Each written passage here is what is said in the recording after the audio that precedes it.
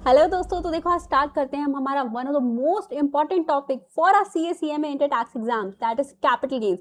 इसमें से आपको 110% क्वेश्चन मिलेगा, वो भी सिर्फ ऐसा नहीं कि सिर्फ 5 to 6 मार्क्स का मिल गया, नहीं नहीं भाई, हाई वेटेज चैप्टर है ये। तो स्टार्ट करें, चलो। सबसे पहले बात आती है कि इसका चार्जिंग सेक्शन कौन सा है। क्या बात आती है कि भाई चार्जिंग सेक्शन क्या होता है। किसी भी चैप्टर के चार्जिंग सेक्शन का मतलब होता है कि वो बताएगा कि सैलरी है, जैसे कि सैलरी का चार्जिंग सेक्शन था सेक्शन नंबर 15 कि कब कौन सी इनकम है जो सैलरी के अंडर टैक्सेबल होगी, कौन सी इनकम है जो कैपिटल असेट को हम मतलब कैपिटल गेन जिसको हम मानेंगे, ठीक है। कि जी हाँ, हम कहेंगे कि अगर प्रॉफिट या गेन हो गया तो ये कैपिटल गेन मानना है और कोई इनकम नहीं, ठीक है। तो देखें अब चार्जिंग सेक्शन हमें क्या कहता है। Section number 45 sub section number 1 क्या बोल रहा है। उसने कहा देखो, अगर कभी भी कोई कैपिटल असेट है, एक एक करके सारी बात करेंगे कि कैपिटल असेट क्या होती है क्या नहीं होती, उसको आपने ट्रांसफर कर दिया, ठीक है। अब अगर कोई असेट ट्रांसफर हो रही है तो उससे कोई प्रॉफिट या गेन होगा ना। मान लो 10,000 की असेट ली, 15,000 में सेल कर दी थी तो 5,000 का प्रॉफिट हो गया।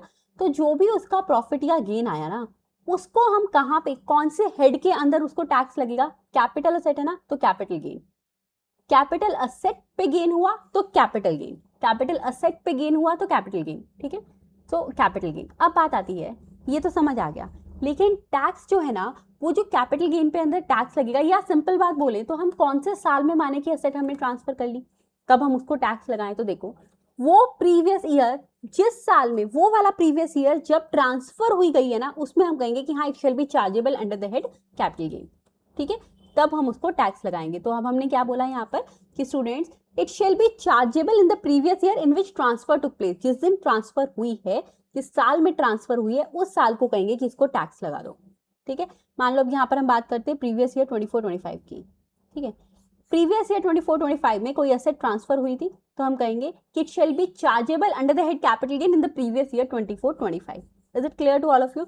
कहीं कोई डाउट होगा तो प्लीज साथ साथ पूछते रहना, क्योंकि चैप्टर बहुत ज्यादा इंपॉर्टेंट है। ओके, नेक्स्ट अब बात आती है कि एक बार जरा कैपिटल एसेट का मतलब भी समझ लें कि कहीं हम यहीं पे कंफ्यूज हो जाए कि कैप एसेट का मतलब क्या है। तो देखो कौन सा सेक्शन बता रहा है, सेक्शन नंबर 2 क्लॉज नंबर 14 हमें बताता है कि कैपिटल एसेट का क्या मतलब है। ओके, अच्छा, पहली बात तो उसने ये कहा, अगर आपके पास कोई भी प्रॉपर्टी है, ठीक है, जो असेसी के पास अगर कोई भी प्रॉपर्टी है, चाहे वो बिजनेस से कनेक्टेड है चाहे नहीं है, उसने कहा कि यहां पर हम उसको कहेंगे कि वो कैपिटल एसेट है। मतलब मान लो आपके पास कोई बिजनेस है, पर बिजनेस कर रहे हो, उसमें ना आपने अपने ऑफिस में फर्नीचर रखा हुआ है, so that furniture is related to the business, उसको भी कैपिटल एसेट कहेंगे। अगर वो हमारे घर पे सोफा रखा है तो उसको भी कैपिटल एसेट माना, ठीक है। अब कई केसेस ऐसे होंगे जहां पर आप कहोगे, मैंने सोफा का एग्जांपल दे दिया ना, तो काफी बच्चे कहेंगे मैम वो सोफा तो नहीं मानेंगे ना, वो तो पर्सनल इफेक्ट्स है। हाँ जी हाँ जी, वो सारी बातें करेंगे, ये तो सिर्फ मैंने समझाने के लिए एग्जाम्पल दिया था, ठीक है। सारी बातें क्लास में हम जो है डिटेल डिस्कस करेंगे। अब एक बात देखो, लेकिन यहाँ पर एक चेंज आएगा, वो क्या। मैंने ना आपको सोफा का एग्जांपल दिया, मान लो वो जो बिजनेस में सोफा रखा था ना, उस बंदे का काम ही है सोफा को सेल करना, और ये उसने अपने शोरूम में रखा होता, तो फिर वो कैपिटल एसेट नहीं, फिर वो उसका स्टॉक होता, ठीक है, जो हम पीजीपीपी में देखते हैं। ओके, आइए स्टूडेंट्स, तो क्या बोला। सो प्रॉपर्टी अगर उसके पास है, किसके पास है, प्रॉपर्टी ऑफ एनी काइंड, किसी भी तरीके की। ऑफ एनी काइंड का मतलब होता है चाहे वो मूवेबल हो, चाहे वो इमूवेबल हो, टेंजिबल हो, इनटेंजिबल हो, कैसी भी हो, property of any kind held by N assessee, जो असेसी के पास है, हेल्ड बाय एन असेसी, ठीक है। अब वेदर लिख लो भाई यहां पर, that is very much important, कि वेदर कनेक्टेड विद बिजनेस और प्रोफेशन और नॉट, चाहे वो बिजनेस से कनेक्टेड हो चाहे ना हो। अगर वो बिजनेस से कनेक्टेड नहीं है, आपकी अपनी है, तब भी उसको कैपिटल एसेट माना जाएगा। कोई प्रॉपर्टी है आपके पास, अपनी प्रॉपर्टी है, कोई लैंड बिल्डिंग है, सबको कैपिटल एसेट माना जाएगा। सो लिखो वेदर कनेक्टेड विद बिजनेस और प्रोफेशन और नॉट, चाहे वो हमारे बिजनेस प्रोफेशन के साथ में कनेक्टेड है चाहे नहीं है, और नॉट, ठीक है, इससे फर्क नहीं पड़ेगा, हम उसको कैपिटल एसेट बोलेंगे। समझ आई सबको। चलो फिर हमारे पास आता है और किसको भाई हम जो है कैपिटल एसेट मानते हैं। पहला वाला तो हमारे पास क्लियर हो गया, एक बार बुक पे भी आ जाओ स्टूडेंट्स, ठीक है ना, बुक पे आ जाओ जहां से स्टार्ट हो रहा है। देखो ये रही हमारे पास कैपिटल एसेट की definition. So a property of any kind held by an assessee whether or not connected with his business और प्रोफेशन, ये तो हमने कर लिया। सेकंड हमारे पास आता है, अगर अब कोई भी सिक्योरिटीज हैं, ये क्या है देखो, पहले मतलब समझ लो फिर इसको समझाती हूँ। क्या हुआ ना, हमारे पास फॉरेन इंस्टीट्यूशनल इन्वेस्टर्स आए अब फॉरेन इंस्टीट्यूशनल इन्वेस्टर्स ने आकर इंडिया में इन्वेस्ट कर लिया कुछ स्पेसिफाइड सिक्योरिटीज में, जो कि सेबी ने उनको स्पेसिफाई किया था, ठीक है। सेबी ने ना कुछ सिक्योरिटीज को स्पेसिफाई कर दिया, उसके अंदर FII ने, फॉरेन इंस्टीट्यूशनल इन्वेस्टर्स ने, यानी फॉरेन के बंदों ने आके उसमें इन्वेस्ट कर लिया, ओके। अब उन्होंने ये बोला भाई क्योंकि हम यहाँ पे बार बार इन्वेस्टमेंट कर रहे हैं, तो एक बार गवर्नमेंट ने सोचा कि एक काम करते हैं, इनको कहते हैं ये जो आपने इन्वेस्टमेंट करी है ना इन सिक्योरिटीज में, ये तो अब आपका बिजनेस है, because you are investing it in a regular purpose, तो ठीक है हम इसको आपका बिजनेस मानते हैं और PGBP के अंदर टैक्स लगेगा। जैसे ही PGBP आया, सेक्शन 28 आ गया चार्जिंग सेक्शन PGBP का। उसके बाद तो भाई सेक्शंस पे सेक्शंस आते गए, डिडक्शंस, एग्जाम्पशंस, एक्सपेंडिचर कौन कौन सा लेना है, कौन सा एक्सपेंडिचर अलाउड नहीं है।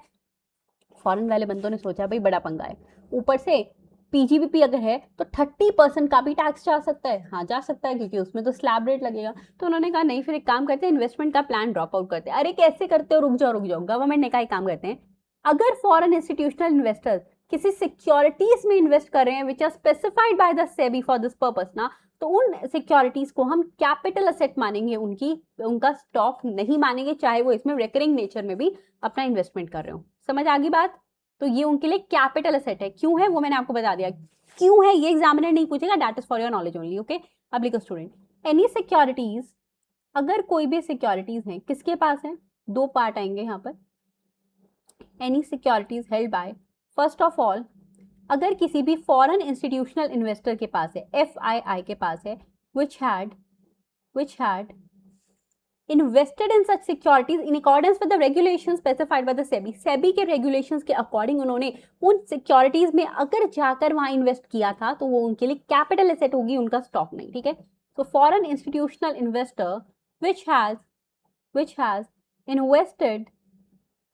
has invested in such securities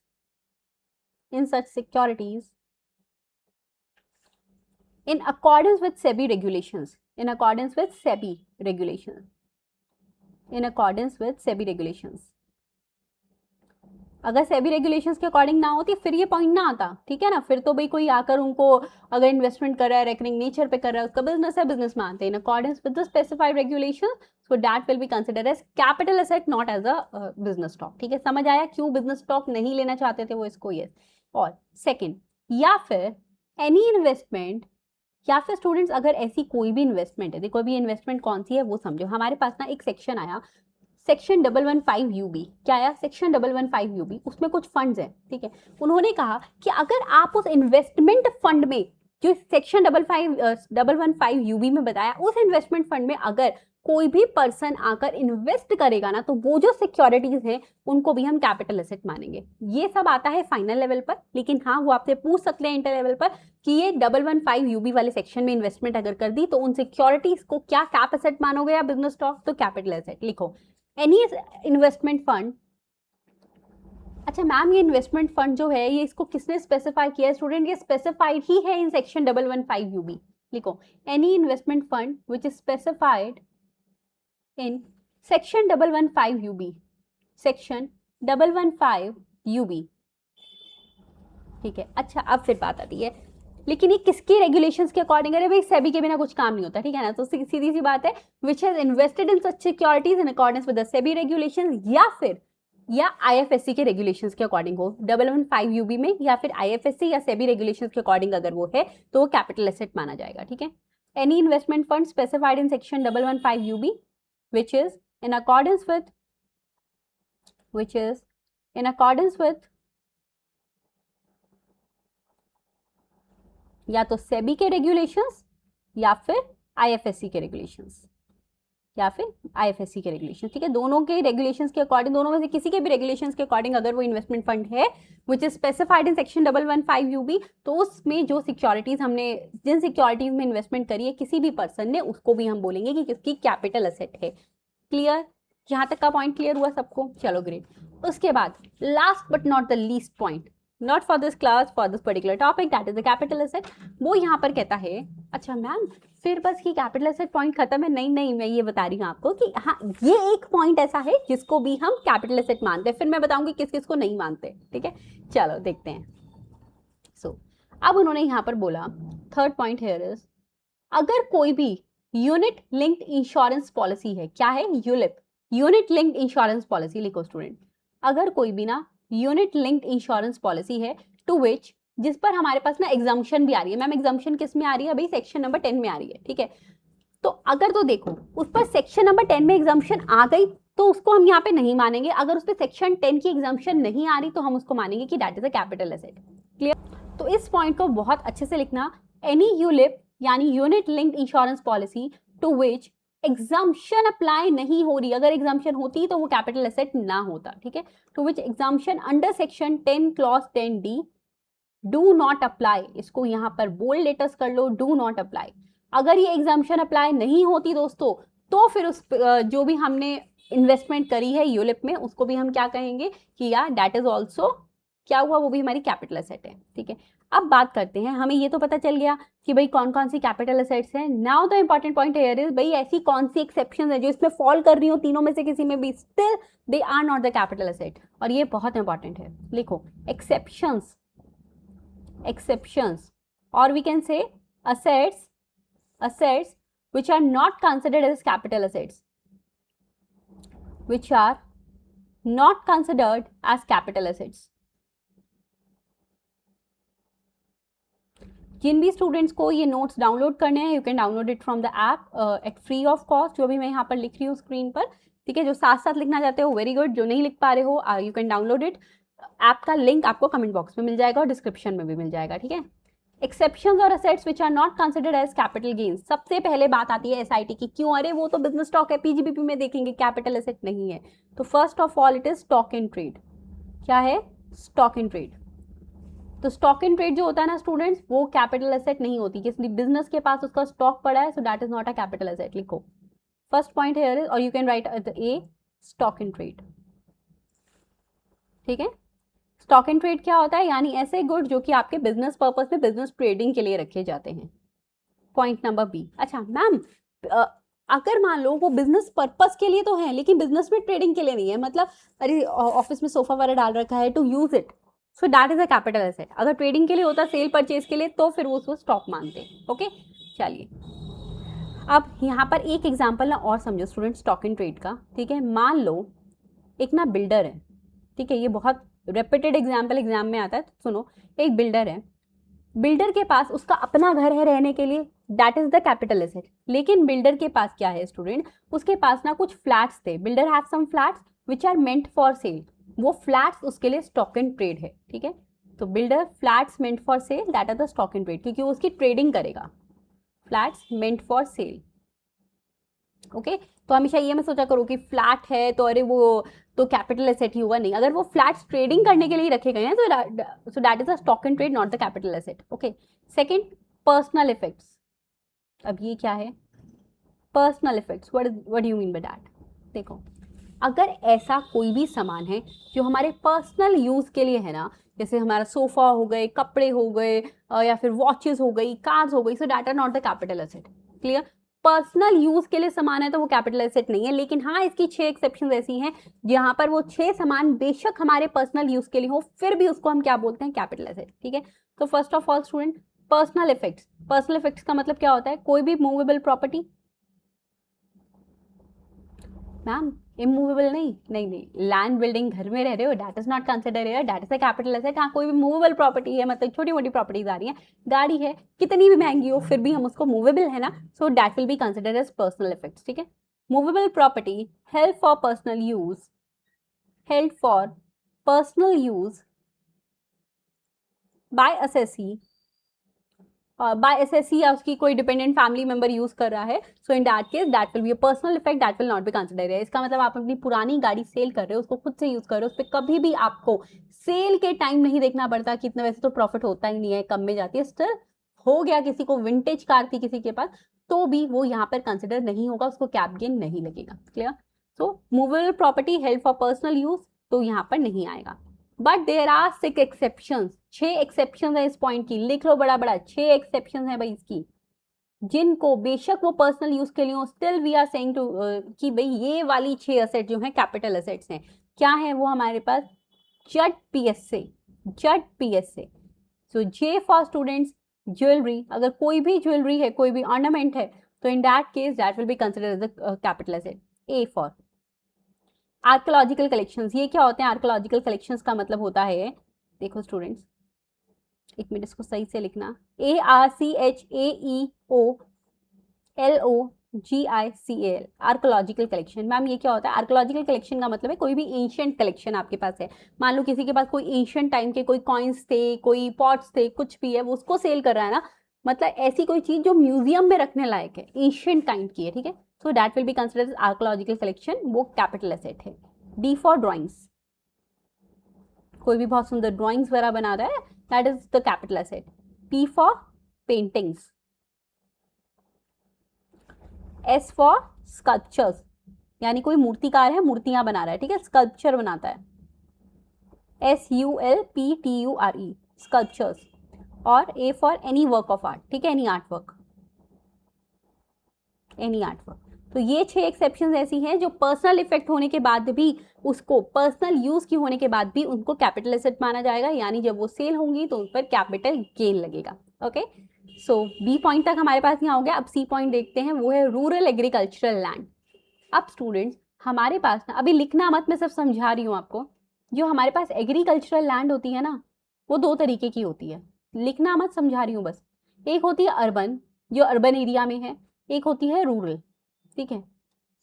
अब स्टूडेंट ये जो रूरल एग्रीकल्चरल लैंड है ना, इसको सेल करने पे कभी भी ना इनकम टैक्स नहीं लगता. वो क्यों? क्योंकि ये कैपिटल एसेट नहीं है, ये नहीं है capital asset. But urban agricultural land जो होती है वो कैपिटल एसेट होती है, ठीक है. अब इसको तरीके से सही से लिखो कि रूरल एग्रीकल्चरल लैंड जो है वो कैपिटल एसेट नहीं है, अर्बन लैंड जो होती है कैपिटल एसेट होती है, ठीक है. तो एक तरीके का ये टैक्स सेविंग टेक्निक भी होती है कि अगर रूरल एग्रीकल्चरल लैंड है उसको सेल कर रहे हो तो उस पर इनकम टैक्स नहीं लगता. रीजन कैपिटल एसेट ही नहीं है, कैपिटल गेन ही नहीं लगेगा. ओके, चलो पॉइंट नंबर डी है. नेक्स्ट पॉइंट आता है हमारे पास, कुछ ऐसे बॉन्ड्स हैं जिनको गवर्नमेंट ने स्पेसिफाई कर दिया कि भाई ये भी कैपिटल एसेट नहीं है. लिखो फिर, certain government specified bonds. Specified bonds. अब ऐसे कौन कौन से बॉन्ड्स हैं जिनको कि गवर्नमेंट ने स्पेसिफाई कर दिया कि भाई ये तो कैपिटल एसेट ही नहीं है? तो देखो student, these bonds are first of all specified gold bonds, यानी हर कोई गोल्ड बॉन्ड यहाँ पे नहीं आएगा.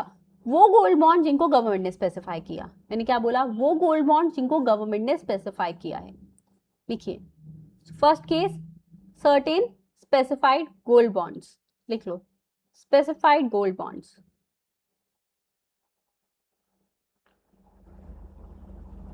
Specified gold bonds. सेकेंड आता है हमारे पास स्टूडेंट स्पेशल बियरर बॉन्ड्स, ठीक है. स्पेशल बियरर बॉन्ड्स हैं. कुछ स्पेशल बियरर बॉन्ड्स ऐसे हैं जिनको भी हम कैपिटल एसेट नहीं मानते. थर्ड हमारे पास आते हैं gold deposit bonds.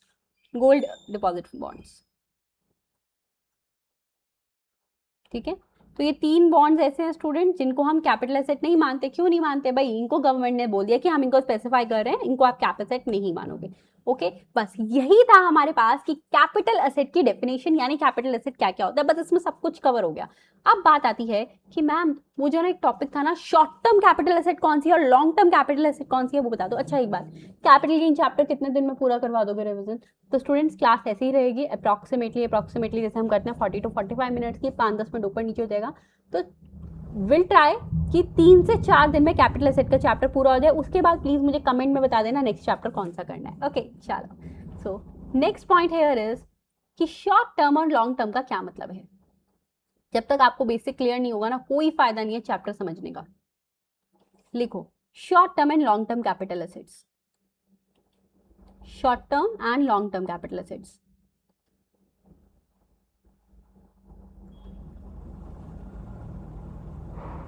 It mean short term कौन सी है, लॉन्ग टर्म कौन सी है, वो देख लेते हैं. तो इसके लिए ना मैं आपको एक चार्ट बनवा रही हूँ, ठीक है. फटाफट से ना मेरे साथ चार्ट बनाओ, उससे आपको क्लियर हो जाएगा कि शॉर्ट टर्म कौन सी है, लॉन्ग टर्म कौन सी है. आई कैन एश्योर यू आप उसके बाद उसमें कभी कंफ्यूज नहीं होंगे. करें स्टार्ट. लिखो, तो पहला कॉलम आ गया कैपिटल एसेट का. दूसरा स्टूडेंट्स हम देखेंगे कि शॉर्ट टर्म कब है और लॉन्ग टर्म कब है. लिखो, capital asset second. So short term capital gain कब होगा और you can write short term capital asset कब होगी, if held for. Holding period देखेंगे ना, कितने टाइम के लिए असेट को अपने पास रखा है वो डिटरमाइन करेगा कि असेट शॉर्ट टर्म है या लॉन्ग टर्म है। शॉर्ट टर्म के लिए रखा तो शॉर्ट टर्म है, बहुत लंबे समय के लिए रखा तो लॉन्ग टर्म है। If held for then long term capital asset it held for. Okay, देखो स्टूडेंट्स, चलो तो पहला तो हमारे पास आता है यहाँ पर ऐसी सिक्योरिटीज जिनको की लिस्ट कर दिया गया है, that is a listed securities. अगर कोई भी स्टूडेंट लिस्टेड सिक्योरिटी है जिसको किसी भी रिकॉग्नाइज्ड स्टॉक एक्सचेंज ने लिस्ट कर दिया, उसके केस में शॉर्ट टर्म कब होगा और लॉन्ग टर्म कब होगा। देखो, अगर कोई भी सिक्योरिटीज हैं, सिक्योरिटीज लिस्टेड होनी चाहिए, लेकिन अनलिस्टेड की बात यहाँ नहीं हो रही, listed by recognised stock exchange, RSE means recognised stock exchange.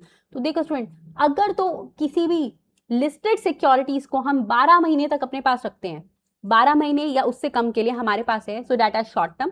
12 महीने से ज्यादा है, चाहे 12 महीने से एक दिन ऊपर भी है, तो लॉन्ग टर्म होगी। ठीक है, लिखो यहाँ पर, सो लेस देन और इक्वल टू 12 मंथ्स है तो भी शॉर्ट टर्म आएगा।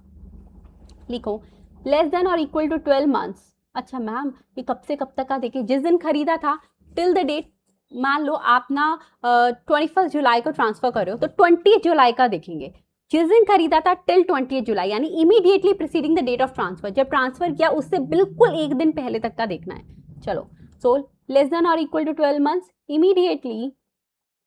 Immediately preceding the date of transfer, preceding the date of transfer. Okay, अच्छा, इसका मतलब एक सिंपल बात है, लॉन्ग टर्म कब होगा, जब वो मोर देन 12 मंथ्स के लिए उसके पास होगा, तो लॉन्ग टर्म हो गया। ठीक है, सेकंड हमारे पास आता है यूनिट्स ऑफ। अब अच्छा हाँ, एक बात और मैम, कुछ इजी सा चार्ट बनवा दो जिसमें ना 2-3 पॉइंट्स तो हमारे यहीं पे कवर हो जाए। अच्छा, ऐसा करना है क्या, चलो ठीक है, फिर इसी चार्ट में 3 पॉइंट कवर कर लेते हैं। वो कैसा, पहला ये केस होगा 12 महीने वाला, securities which are listed by RSE के लिए। सेकंड स्टूडेंट्स, अगर कोई भी यूनिट्स हैं इक्विटी ओरिएंटेड फंड के, तो वो भी, उन पे भी सेम होल्डिंग पीरियड चलेगा 12 महीने वाला, that is units of equity oriented fund, equity oriented fund. तो अगर आपको कभी भी आता है ना इक्विटी ओरिएंटेड फंड आपके पास है, तो उसके लिए भी क्या देखना है, वो शॉर्ट टर्म है या लॉन्ग टर्म, 12 महीने का टाइम पीरियड देखोगे। या फिर स्टूडेंट्स, अगर यूनिट्स हैं UTI के, यूनिट ट्रस्ट, ठीक है, यूनिट्स हैं हमारे पास UTI के।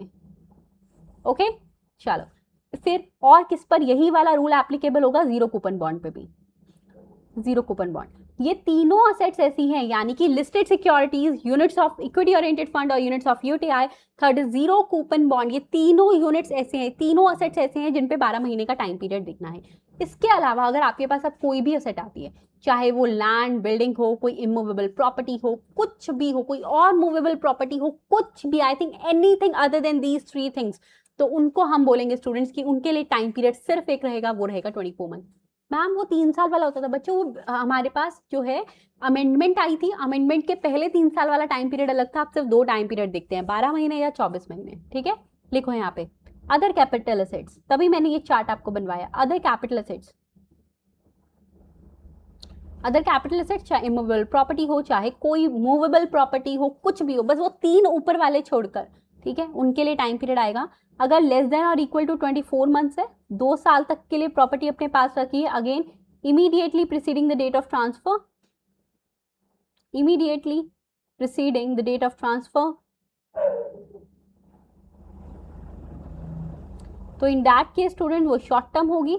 अगर मोर देन 24 मंथ्स यानी मोर देन 2 ईयर्स के लिए अपने पास रखी है, तो वो लॉन्ग टर्म होगी। मैम मोर देन 2 ईयर्स लिख दे, नहीं नहीं, आपको मंथ्स में ही लिखना है, जैसा कि हमारे पास इंस्टीट्यूट के मटेरियल में दिया हुआ है। ठीक है, इट डजंट मैटर है कि ईयर्स है या मंथ्स है, बट हाँ एक बात होती है और वो होती है टेक्निकल प्रोफेशनल लैंग्वेज, वही हम यूज करेंगे।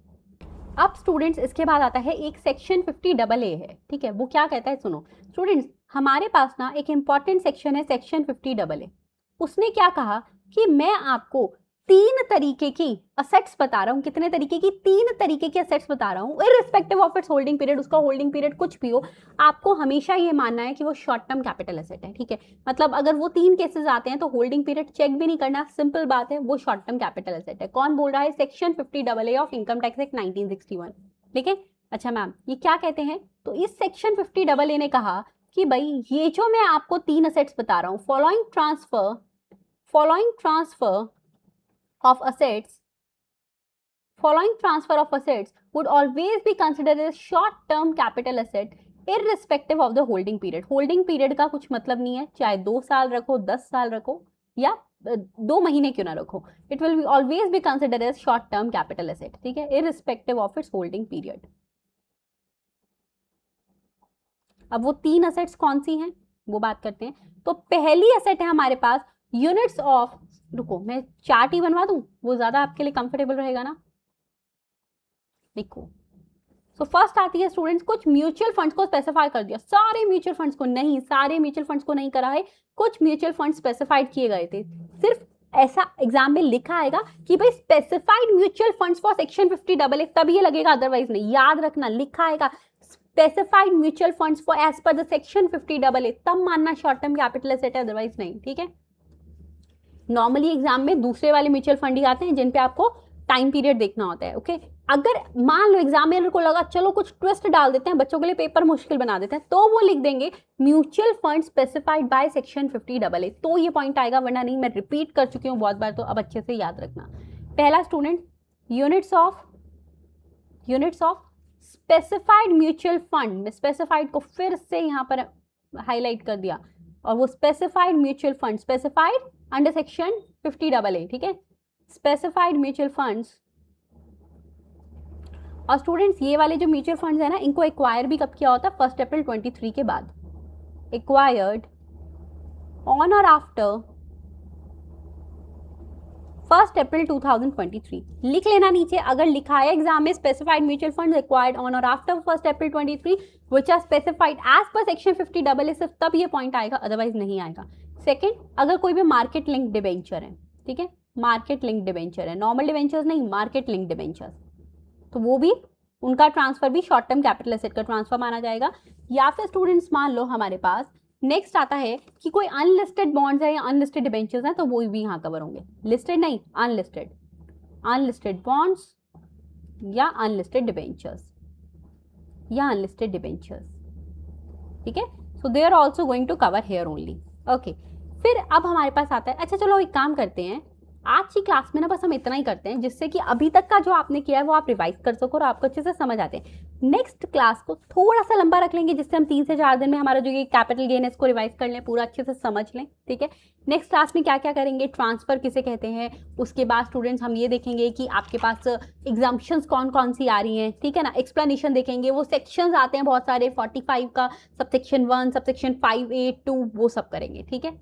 ओके, आई होप सबको अच्छे से समझ आएगा। कहीं कोई डाउट है, क्वेरी है, so you can ask your doubts on the YouTube comment section, या फिर आप व्हाट्सएप ग्रुप का लिंक है डिस्क्रिप्शन में, वहाँ पे मेरे से डाउट्स क्लियर कर सकते हो, ओके। ऐप पे जाओगे, ऐप पे भी आपको चैट बॉक्स का ऑप्शन मिल जाएगा, वहाँ पे पूछ सकते हो, बस अच्छे से कर लो, क्योंकि ये chapter I am again saying बहुत इंपॉर्टेंट है। अगर ये कर लिया ना, तो ये देख लेना आपके सिलेबस का एक बहुत बड़े वाला पार्ट अच्छे से कवर हो जाएगा, okay. Thank you, have a nice day, meet me in the next session.